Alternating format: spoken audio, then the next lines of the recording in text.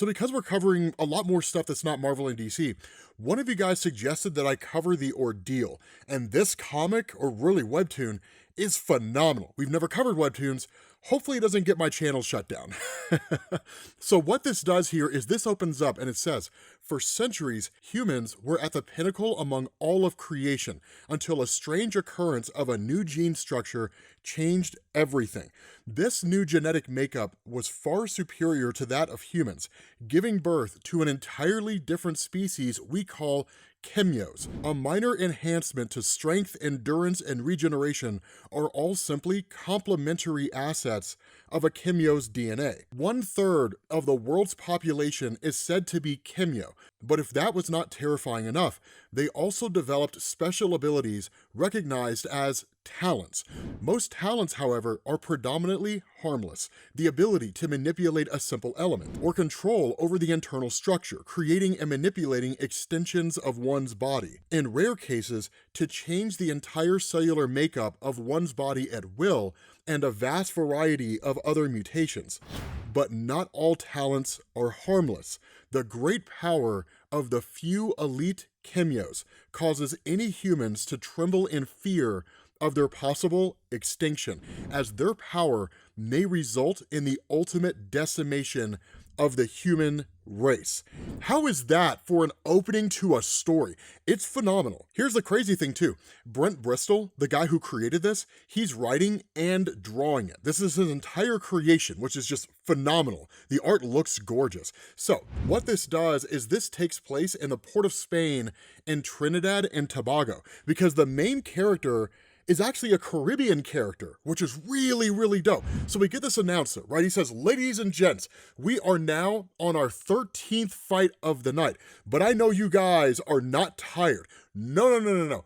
We don't get tired in here, in M. Payne's Battlegrounds, the best legal mixed martial arts tournament that money can buy. Next up, for his third fight of the night, the newcomer, the human titan from Red Ember Gym, Hart, and his opponent, the deadly sharp Kimyo, 15 wins and 4 losses from Salt Lake Gym, Quill. Now, here's the thing. This fight is amazing. Like, it's absolutely phenomenal. Okay, so the announcer says, we do not have much of these fights for medical reasons, but do not count the human out yet. His 3 wins looked promising. And in fact, that's where Quill kind of looks at him and it's like a human, like a mere human, like no possible way this guy stand a chance against me. And she even looks at him, right? And he says, a 15-win career.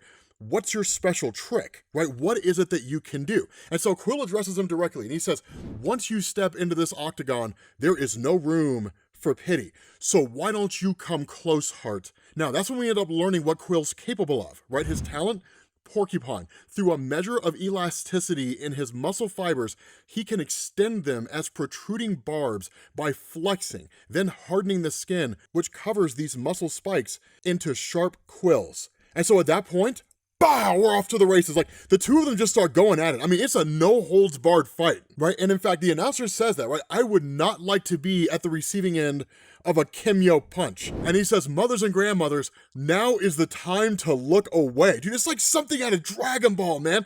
And Quill just says, come on, Hart, show me something. You sure did turtle up with all that defending. And so at that point, right, Chase is kind of watching all this, and he says, you're covered in spikes. Who's gonna attack a defense like that?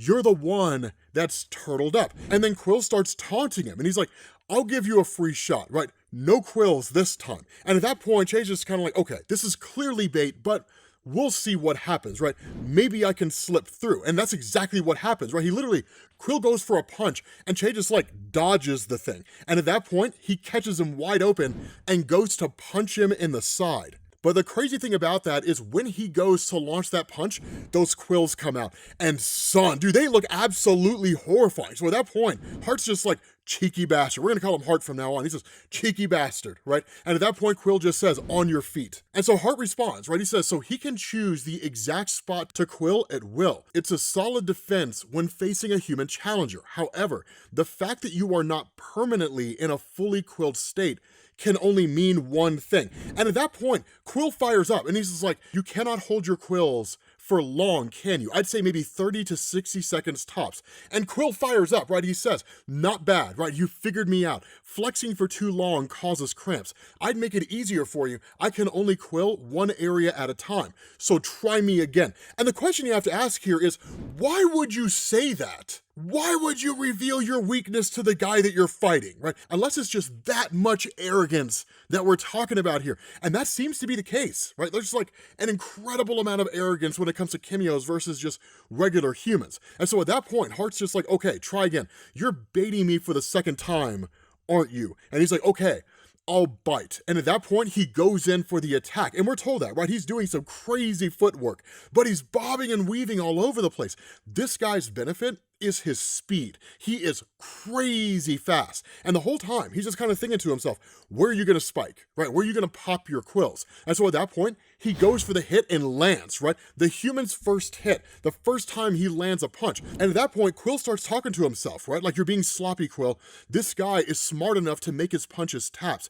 He knows that if he delays the drawback, he would get stabbed. And so at that point, Hart goes up for like this kick, right? Just like an amazing air kick, which looks like it's gonna knock Quill unconscious. And at that point, Quill's like, what a fool, right? A jump attack, that's perfect. Because he says, you cannot alter your trajectory mid-air. This is the end of the line for you, Hart.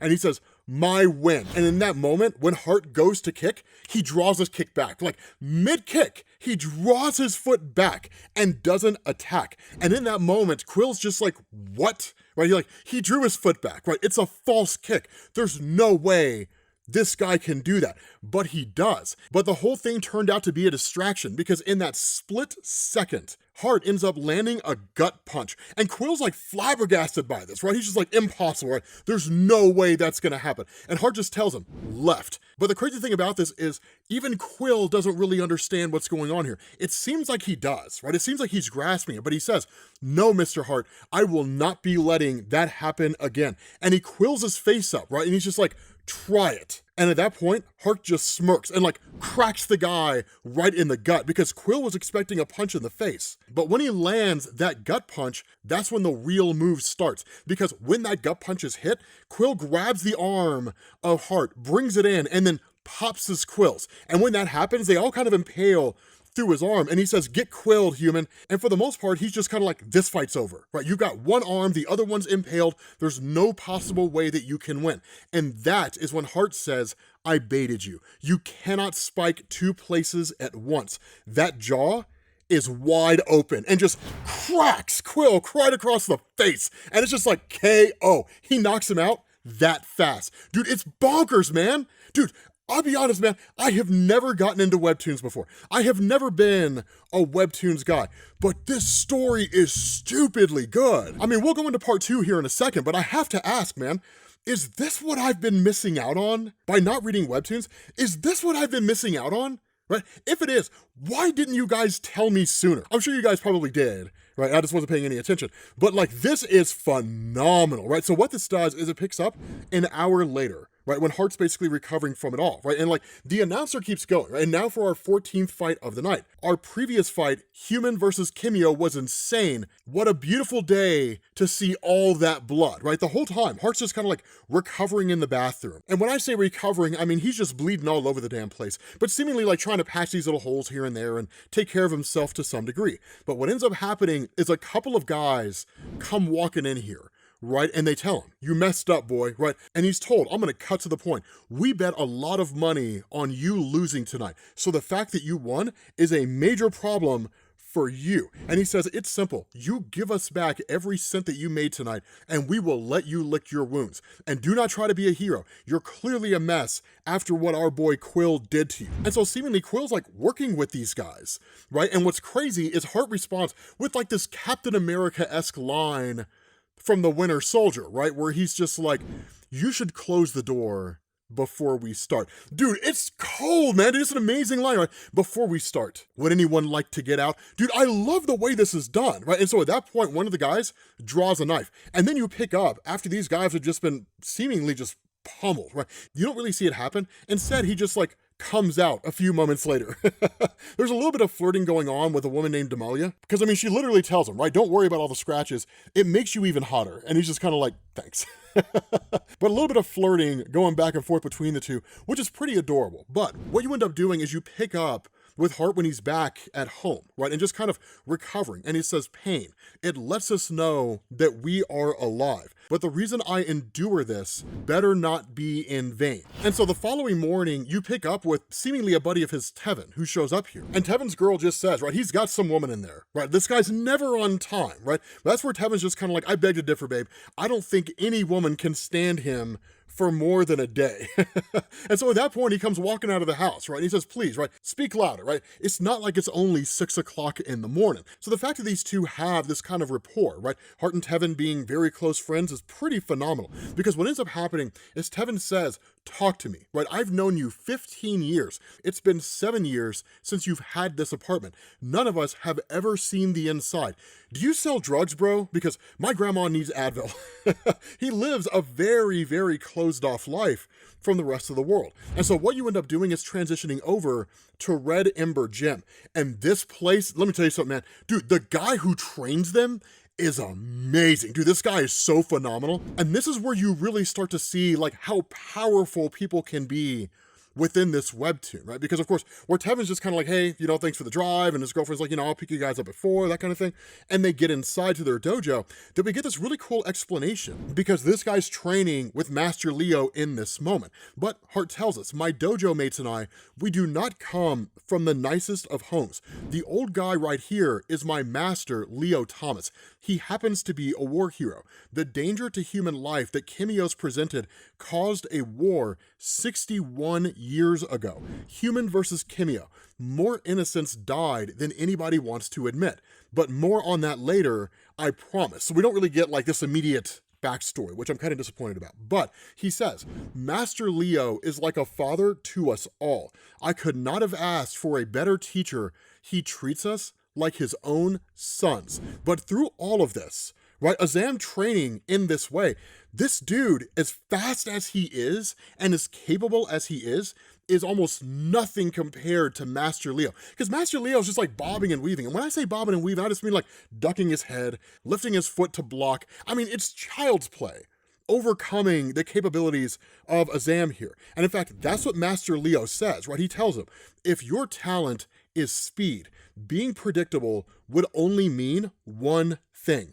You are using it entirely wrong. And where this guy, who's clearly a Kimyo because he has a talent, goes in to literally throw a punch, that Master Leo just blocks it with one hand effortlessly, right? And that's where he just says, Azam, you will listen and listen carefully. You are all unique. What makes each of you special is that your talents are all one of a kind, specifically coded to your individual personality. If you fail to maximize these unique differences of yours, the gift that makes you one of a kind, you will become as common as a human fighter. And he just makes mincemeat out of this guy, like literally pummeling this dude, lifting him into the air, and then throwing him off to the side. And he says, use what you have or lose it, right? It's a crazy display of being overcome so quickly. And so that's where you pick up with Tevin, right? And Hart, and they're just kind of like, real talk, right, bro? After Master sees your broken face, it'll be so funny to watch him kick your ass for fighting.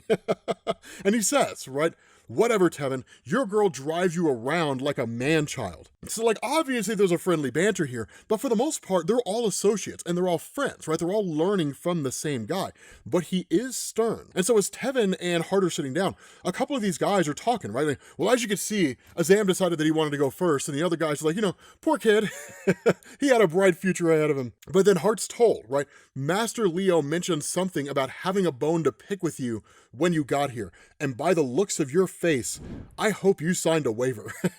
And so Master Leo says, that is enough for now, Azam. You may rest. We will work on your assault tactics later. And he's just kind of like recuperating. And so Master Leo calls him over. Now, here's one of the things to understand, and it's one of the things that I love about the way this is done, is Master Leo cracked yes, like this dude is clearly overpowered. Like, I mean, it's kind of nuts how powerful this guy is. How powerful people become over the course of the webtoon, I don't have an answer to that. I'm not that far into the webtoon yet.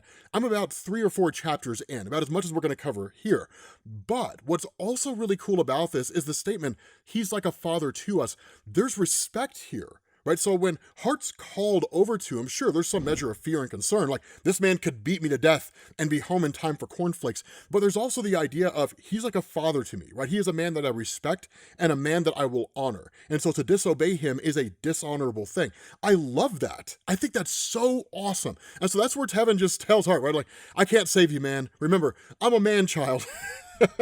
And so he goes over to talk to Master Leo, and Master Leo feels wildly disrespected here. He says, you fool, right? You have done it again, fighting behind my back after I specifically forbade it. You are a human. What happens when you are forced to fight a Kimyo who exceeds your skill? What then? Right, look at your wounds. I will not lose another son, and just cracks him across the face so hard that apparently his soul leaves his body, which is absolutely amazing. But he says, aren't you an underground fighter now? Why isn't your guard up? But at that point he just says, let us begin. But the problem is that before they can start, there's a guy who just starts clapping, right? And it's kind of a sarcastic clap, right? It's not really a serious one. And everyone's head turns, and he just asks, why so serious, Leo? And he says, I bet you never expected to see me again. And we find out this is Roash, right? This narcissist right here is a big thing in Trinidad.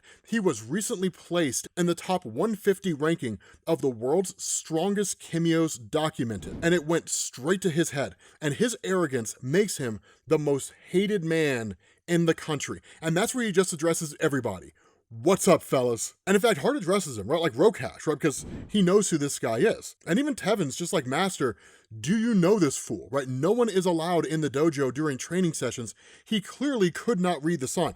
Maybe he's illiterate, but that's where Master Leo becomes wildly stern and just says, you are not welcomed here. And so there's a personal vendetta, right? Because he says, that's no way to greet your favorite past student. So this guy learned here. Right? This is how he became so powerful, seemingly, was by being here. And everyone's kind of flabbergasted, right? But at the end of the day, they still turn on him, right? Like, he said, get out.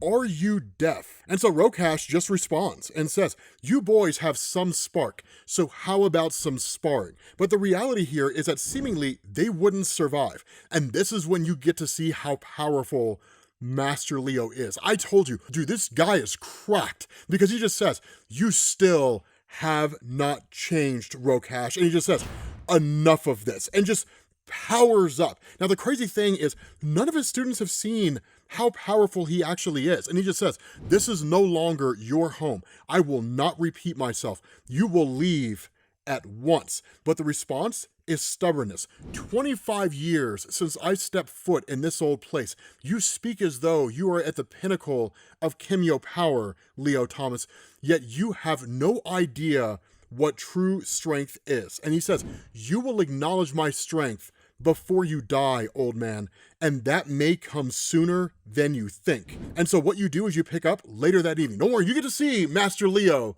just super OP, but it picks up later on that evening. And for the most part, Hart's just kind of struggling here. I mean, he's cleaning the place up, but like, given everything he's seen, there's a lot on his mind, and he asks, are you all right, Master? Right? Who the hell does he think he is, threatening you like that, right? What happened between you and Roash? And Master Leo just says he was an old student of mine many years ago. His arrogance kept him from ever truly progressing, but the scary truth is he was one of my strongest students. The dojo was small back then. 4 guys were all we had. Roash was so adamant on proving his strength, he constantly challenged the others. And he says, besides his vanity, Roash's problem was that he never understood the seriousness that goes with a fight. The animalistic side of his talent would emerge, and he'd begin jesting and grinning. One day, behind my back, he challenged a young man named Jacob, one of the better Kimyos in the class. That fight was a mistake from the get-go. I don't know what he was trying to prove, but he killed Jacob. There was a big investigation and all that. He left the dojo after he was cleared. Unintentional homicide, they called it, and he hasn't been back since. except for today, the first time he returned. And so initially Hart's just like, well, I mean, we'll beat the hell out of him if he ever comes back, or anything like that. And Master Leo kind of makes a little bit of humor out of it. You know, oh, look at my little human boy making threats. You're so adorable. But again, Hart just tells him, right, your students have your back, right? Like, we will be here for you if any kind of conflict breaks out. And so Master Leo just says, of that, I am certain. Go on now. Finish up the cleaning today. I know you have your usual chores to attend to. And so what ends up happening is that when Hart gets back home, he's wrestling with everything that was going on, and he has this kind of uneasy feeling, right? At the same time that happens, Master Leo, being in his office, there's a click at the door, and he immediately realizes somebody's coming in, and he just sighs, right? And once he realizes who he is, he just says, you really have not changed, Roash, because Roash is coming back, right? And so at that point, you switch over to Hart talking to Telvin and everybody, and he just says, I feel so off after leaving Master Leo like that to close the dojo by himself. Roash threatened him, man, but again, Hart's told, right? Roash is a rich idiot, but he's not that stupid to try killing the man who made him who he is, right? But again, at the end of it all, Hart's just kind of like, all right, well then, I'll go check it out in the morning, right? Maybe it's just kind of an unnecessary sense of unease that I'm feeling here, right? But the reality is, always trust your gut. But again, Hart's told, right? Like, I know the master is like a father to you, but don't stress. He will be fine, right? The guy can take care of himself.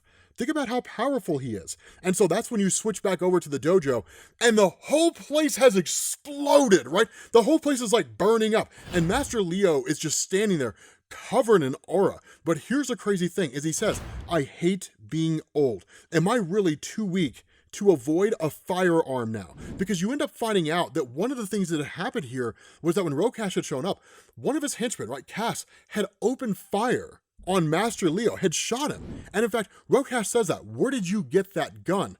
I told you he was mine to finish. You will not deprive me of this. And she just says, uncle, right? I mean, I just thought, but it makes no difference, right? Because in that moment, Master Leo just says, look out, boy, and calls out Phoenix Spear and comes charging at this guy, looking like a Super Saiyan, to be honest. And so the gun goes flying off to the side, and Master Leo says, is this how you raise your nephew? Can you even begin to comprehend responsibility? But Roash fires back. He says, you talk of responsibility as though you understand it, old man. You refuse to acknowledge my power. Even after I put this failed dojo on the map, this place has never housed a stronger student. Jacob was nowhere near my progress. If he knew that he couldn't handle me, the fool should never have accepted my challenge in the first place. But the response of Master Leo, you will never speak his name again. And he says, Roash, this wound will kill me. Of that you can have no doubt. You succeeded in fostering a depraved mind in your nephew, with all that I had tried with you, not only as a student, but as a son, but somehow you seem to have surpassed the point of reasoning. And so he says, this night, I will address my mistakes. With that being said, guys, we're gonna bring this video to an end. Let me know what you guys think down in the comment section. I'll be honest, man, this needs to be an anime, like Solo Leveling, right? This is phenomenal. But hopefully you guys enjoyed this. If you did, drop a like. Thank you all for watching, and I will catch you all later. Peace.